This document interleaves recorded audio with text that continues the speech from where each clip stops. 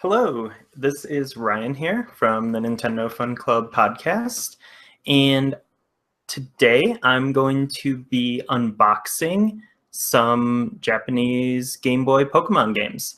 So I want to start with the originals, and first up, I have a copy of Leaf Green and Fire Red.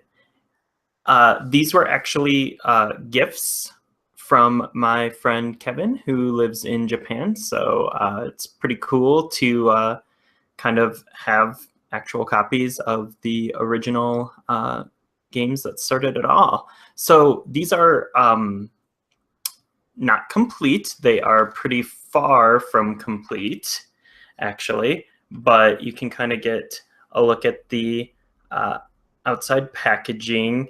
And remember, we got in the West, we got blue and red for our initial batch of Pokemon games. But in Japan, it was green and red.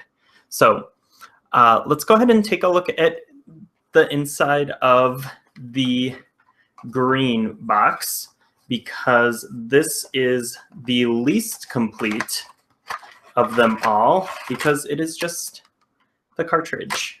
So there we go. We got a Venusaur on the cart, and that's about it for that one. The red, however, the Fire Red has a little bit more in the box, and when we open this up and take it out, we have the cartridge, and we have a guide to using the Game Boy Link cable for trading and battling.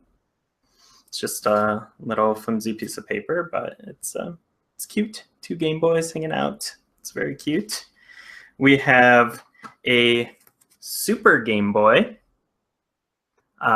Little advertisement here, which is pretty cool. You can obviously see it's a Super Game Boy in a Famicom, or Super Famicom. And then you open it up, and we've got the Game Boy Bros, which is maybe what we should have named this podcast, but alas. In here, we have, in the Game Boy Bros section, we have some different play it loud, I guess, Game Boys here. 8,000 yen a pop. These, I believe these are not pockets. These are the fat Game Boys, but they were just in the different colors and designs here. There's still some definitely look better than others, but on the back here we have the guide to the Super Game Boy and using it for Pokemon. So it kind of tells you buttons and all of that, and it shows the different borders and the benefits of playing with a Super Game Boy. So that's cool. Unfortunately, don't have a manual for Fire Red here or Leaf Green, so I can't really show off what the Japanese manuals are like, but I'm sure scans exist somewhere. But what we do have in here, which I think is really cute and charming, is this map. So it's the Pocket Monsters Town map, and so this tells the different locations in the Kanto region, and yeah, it's pretty cute. All right, so moving on. This is the next two, I guess, three games. The last three I'm going to show here are actually complete because I was able to purchase all of them new. So I purchased these, I think, just from the US Amazon site, and you can still find new copies of, at least the next 2 games I'm going to show. I mean, I got them like a year or 2 ago, but up to pretty recently, you were able to get new copies at a pretty decent price. So the first one is the trading card game. And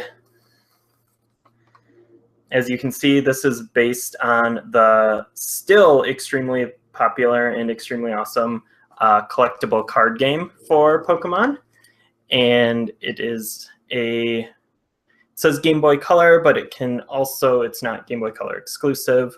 Can be played on the old Game Boy as well. I think this is an awesome, I guess, imagining of the Pokemon trading card game. It's only, I think, the original first series, maybe the second, maybe the third series of the cards. So there's not a ton of cards, especially compared to what there is now. But it's still a lot of fun. I played through it a few years ago when it was released on 3DS Virtual Console, and it still holds up. It's still super addictive and really fun. So looking in the box itself, we have the cartridge, obviously. It's a much different cover than the Western release, as you could tell from the box itself. Then we have a whole bunch of fun papers. The first, I believe, is a warranty card, or maybe it's a survey. I don't know. This is definitely well beyond my Japanese ability, but it's it's got mailing addresses, and it's for something, to get your voice heard. And then we have the manual here, which is let's see if I can get a good angle of this. It's pretty thick, and as you can kind of see in here, it is a full color manual. It has some awesome like manga art in here and storytelling about how to play the game. There's like just a lot of like amazing art in here. It's not showing up super great on this stream, but you can kind of get the idea. I like this little Psyduck here. He's very confused by all the rules of the game. Yeah, so it's a really nice thick manual. It looks like 56 pages. They don't make them like that anymore. Then we got a bonus card. It is a holofoil. What is this? Is this a Dragonair? Dragonite? Eek. But yeah, this guy, it's nice and shiny. Comes in a little sleeve here. Obviously the card backs are different in Japan. They are not the kind of iconic card backs that we are used to and have been seeing for 20 years here. But yeah, that's a cool bonus. Now we get into some even more fun stuff with the Game Boy camera and pocket printer. We got an ad for that here, and it unfolds.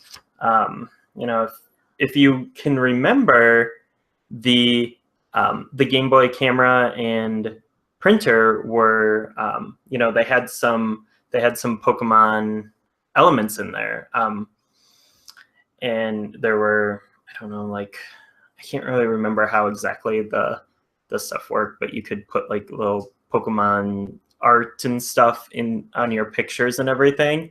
And I think this actually, I think the camera came out in North America before the games, or very close to the same time. So, so yeah, that's the camera stuff on here, and then here's some printer stuff.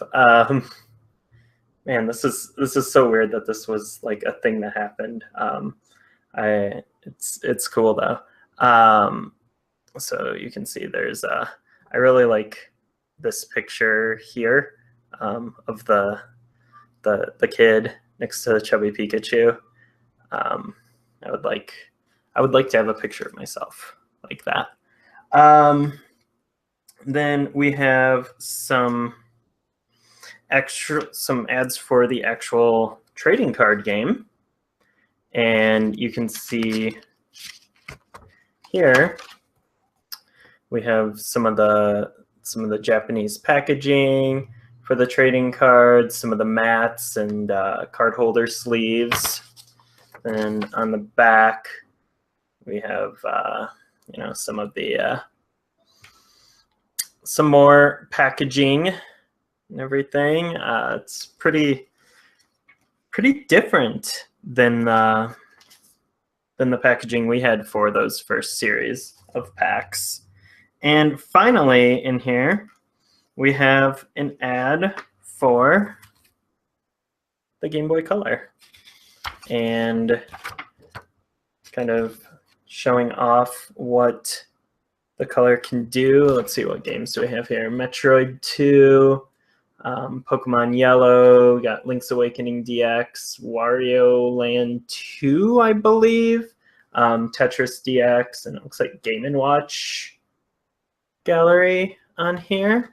And then, as you can see, they have the different colors of the Color. And then on the back, we have some Game Boy Color accessories and I guess suggested retail prices for those. And that is it for the Japanese version of the Pokemon trading card game. So now I would like to get into another Pokemon spin-off game for Game Boy, and that is Pokemon Pinball. And that is just a wonderful, wonderful cover here. You can see the back here, and this was another one I purchased brand new for Amazon. I think from Amazon. I think it was less than $20. So good deal at the time. So the first thing, pretty unique to this, is the first thing you kind of pull out when you. So here's what the inside of the box looks like. A little bit different than traditional Game Boy boxes. And the first thing you pull out is a battery. It is a Panasonic battery from Japan. It's probably not something I would like to use at this point. I think this game probably came out in 1999, looks like, and it looking at the credits here, it's from HAL Laboratory and Jupiter. And you know, HAL is obviously the famous studio that Satoru Iwata was involved with, and they made you know, the Kirby series, but they also made a lot of pinball games going all the way back to, I think they had some involvement in the original pinball on NES, and then stuff like Kirby's Pinball Land, obviously, and Revenge of the Gator. So it would make sense that they were on this pinball game. But Jupiter, I think, is the company that makes the Picross games, and I think they were involved with The World Ends With You, but don't quote me on that. So when we reach in here, we first have the cartridge. And this cartridge is really, really cute. It's got a really cute Pikachu, and it is yellow and black. It's, I guess, kind of reminiscent of the Donkey Kong Land cartridge. You know, yellow cartridge. That's a heck of a thing. It's quite a bit different than the North American cartridge. Obviously, this is oversized because it has the rumble feature in it. That's what the battery's for. But here I have a copy of the American cartridge, and you know, it's not quite as exciting. It still has the yellow and black, but I like the yellow plastic on here better. And obviously that Pikachu is super cute. So yeah, this is a great game. I love this game so much. Obviously, I own 2 copies of it, and I think it is fantastic. It's one of my favorite Pokemon spin-offs. So then also in the box, we have a few things in here. Some repeats, actually, from the trading card game box. We have the printer and camera stuff here, and then we have the Game Boy Color ad. And this, I don't really know what it is. It has a dancing Meowth, and I'm not sure if maybe this is a warning or information card about the Rumble, perhaps. I don't know. Again, my Japanese reading is not that great, so I'm not even going to try to decipher that on the fly right now. The manual, once again, we have a nice, thick, full-color manual here, and this game kind of, I don't know if it really even needed a manual this thick. It's a little simpler than the trading card game, but you know, it's still appreciated. I love a good old school manual in a game, and I really like this back cover here. It's got a Pokeball, and it says Pinball Play Game. Cool. But once again, when we start looking through here, we have, you know, totally full color, no expense spared at all. It's just a really, really pretty and colorful and charming manual here. Oh, that's a cute. I don't know if you can see it. The light glare is not cool right now, but so there's a really cute Pikachu here hitting a Poke Pinball with his head. So it's pretty fantastic, and that wraps up the Pokemon Pinball Japanese packaging. And the last one, sort of, it really doesn't count, but I still wanted to share it anyways because it is cool. So a few years ago, the original Pokemon games, Red, Blue, and Yellow, were released on the 3DS Virtual Console, and in Japan, I think it might have been Red, Green, and Yellow. I'm not totally sure how they ended up handling that, but in Japan they did release these like packaged versions of the download cards.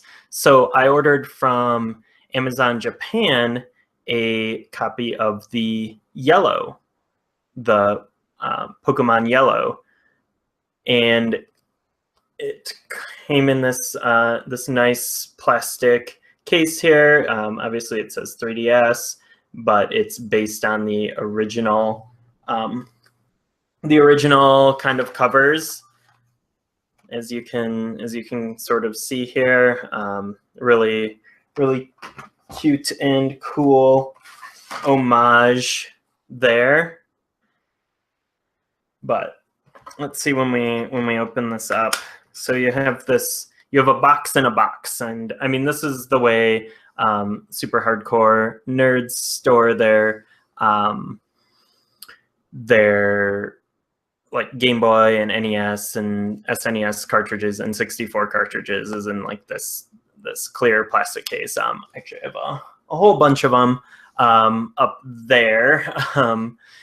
Let's see. Let's just go ahead and show. Yeah, if you look up there, I got my Super Metroid and my Xanadu and Secret of Mana and all those in these super like nerdy protector boxes, which are actually really cool. But when you pull this out, you have an actual, like, the code here, and these you can this is similar to what you can actually just buy like off the rack at a convenience store in Japan, to get your code to download digital software on the eShop. And it's kind of nice. You open it up and it has a little info here, and then this is actually, oops, almost dropped it. This is like its own little card that the code is on the back of it. I think, yeah, maybe. I have a Japanese 3DS and a Japanese eShop account, but I haven't actually redeemed this because I have all 3 games on my North American 3DS. But so then the actual box itself, we have a lovely, super excited, super stoked Pikachu on the front here. That's really awesome. And then on the back we have a pretty charged up Pikachu, pretty a little bit angry. I don't know. It's kind of an iconic pose. I think that actually might be the cover for the North American one, is that Pikachu. But then you open up the box and it is obviously there's no cartridge in here. It's a bunch of papers. So what do we have in here? This is, yeah, I'm gonna start with one of the cutest parts. You do get a cartridge, but it is a magnet. This is, I don't know, it's really it's pretty thick and cool. It's just a magnet of the cartridge. I think it is to scale. Let's see if this matches up with yeah, look at that. Look at that. That classic Nintendo detail there. Pretty awesome. And then we have the instruction book, which is not that big. It is got a nice front cover, a nice back cover, and then it's just this on the inside, which has the 3 starter Pokemon. We have Charmander, Bulbasaur, and Squirtle, and then we got Oak telling us all about them. I think these are actually stickers that you can peel off and put on something if you were so inclined. So pretty cool. But then the last thing, and this kind of brings this little episode video to a close in a very full circle manner, and that is, it comes with a reprint of the map, the Pocket Monsters town map, the same one that I showed you that was in that copy of Pokemon Red. So yeah, that's a really cool package. I'm not sure if you can still get those anymore, but you know, if you have a chance, I think it's a cool addition to a collection if you're a fan. So, all right, well, thank you a ton for checking out the video and checking out this unboxing. Nintendo Fun Club podcast is a weekly podcast about Nintendo and fun. You can find us at nintendofunclubpodcast.com. Obviously on this YouTube channel. We're on iTunes. You can email us at nintendofunclubpodcast@gmail.com. And as for myself, I am on Twitter at Brandwarf, BRAWNDWARF. So thank you a ton for tuning in, and I will catch you later. Goodbye.